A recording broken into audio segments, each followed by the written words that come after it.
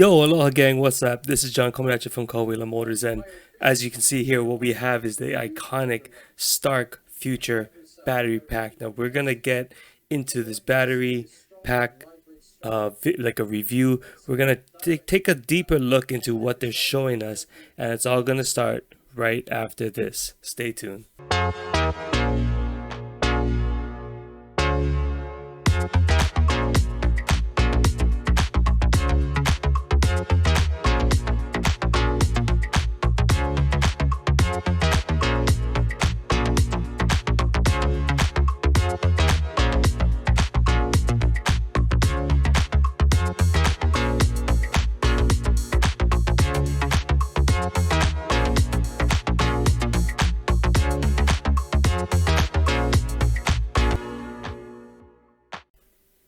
Alright gang, so we're going to get into this video real quick. Let's watch this video. It's going to be a lot of starts and stops, and we will break it down and talk about it as we go.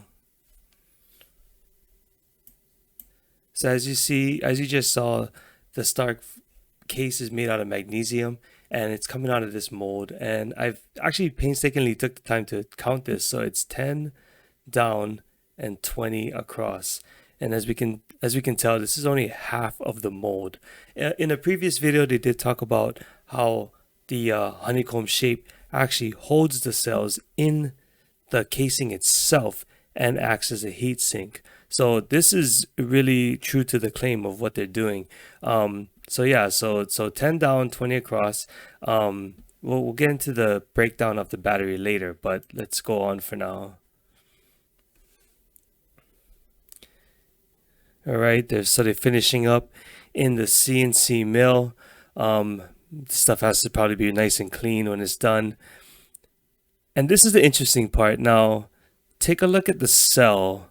First of all, I'm no expert, but what I see is it looks to be a 21700 cell, which is often not so much used at the moment, but I'm assuming it will be a lot more popular. Now, if this is what I think it is, it's a Molicel 42P, which is actually 4200 milliamp hours or 4.2 amp hours, regular voltage, of course, like any other lithium ion battery, 3.6 volts, max 4.2 volts. And then on top of that, these cells put out one of the highest ratings at 45 amps each. So these cells are capable of putting out a lot of power. And for battery builders right now, for like Chai batteries, for Lightspeed batteries, you open them up, and this is what you'll have inside: 21700 Molicel 42Ps. So they're cutting the isolation off, the insulation off. And if for people who don't necessarily know too much about the batteries, this is interesting because on top, of course, where this ring is, this is the positive. So if you take a multimeter and you touch the positive and the bottom, which is open, to the negative, you'll get your voltage reading. But what most people don't know is by removing this section of the sheet, you've actually exposed a negative contact as well. Yeah, I said it. The negative actually is the whole can of the battery, not just the end. So if you took a wire from the top and you touched it to the side of the battery, you'd literally short the battery in this stage.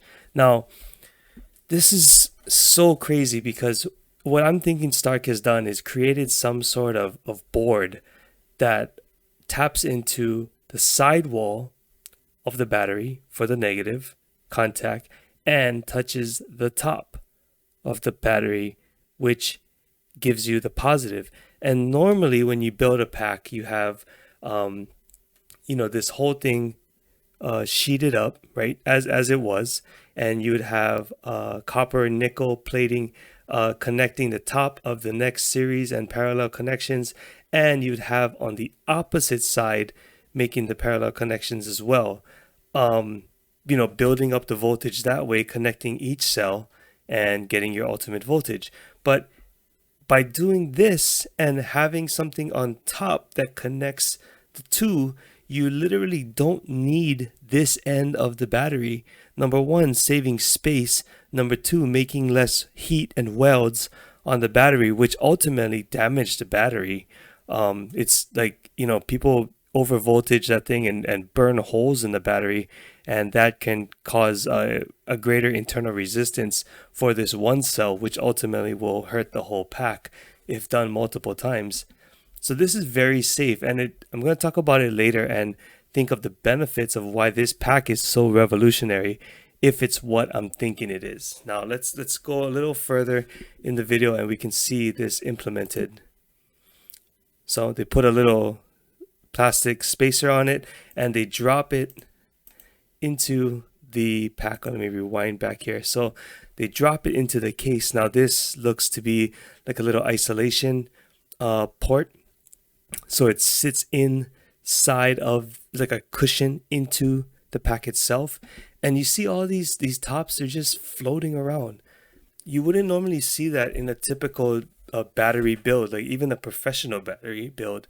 You won't see one side exposed. You'd see both sides with copper nickel and copper nickel on the bottoms, and the batteries would be flipped upside down, to connect the positive and the negatives.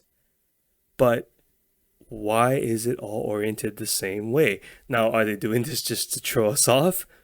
Possibly, but I don't think so. I think this is a representation of what the battery is, and the next scene you'll see a plate that goes and connects all the batteries together, and I believe that in that plate is like a circuit board which also connects the batteries in series and in parallel. Now we talk about waterproofing. This is like a sealant and that's going around, and this is what's pretty much going to keep your cells safe.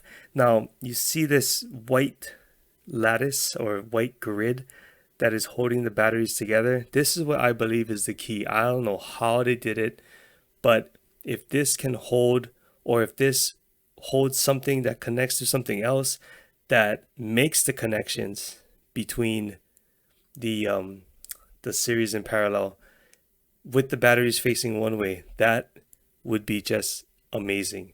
I hope I'm right. Like I really, really hope I'm right. And going back to this other picture real fast, the thing about that is if this battery has a failure somehow, maybe it gets old, maybe something happens, you get a real big crash and something happens to the battery pack, cells will fall off. It's known to happen. But when you have a typical battery build where they're all welded together and they're just all, just slapped together and glued together or put into a double-sided case, it's very, very, very, very hard to extract 1, 2, 3, 4 cells in a whole pack. It's almost impossible. It's more work than it's worth, as you could say. But if this is the case and there's no welded connections, and especially if one side is free, removing that board, taking out 1, 2, 3, 4, whatever cells are bad, and replacing them, or just replacing all the cells themselves, might even be an option. So the battery may be rebuildable. And I say may, I don't know for sure, but it may be rebuildable and serviceable in the future. You won't have to throw the whole case and all the guts inside away simply because it's just too humbug and it's too costly to repair.